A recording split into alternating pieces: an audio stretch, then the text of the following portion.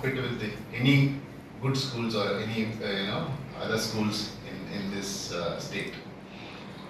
So with the smart class, of course, my personal view is that it should not replace the traditional teaching way, because always the students and teacher, the interaction or discussion, it should happen. Otherwise, there is no meaning to what you call teaching or education.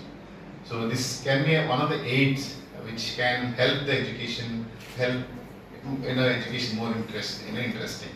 Everything has changed, and we have to change our ways of teaching. We have to adapt to the modern changes which are happening around us, and make it a fruitful output, I would say. The way we teach and the way students understand and grasp is two things which are very important. And today's students or today's children, practically they are born with a mobile in hand, right?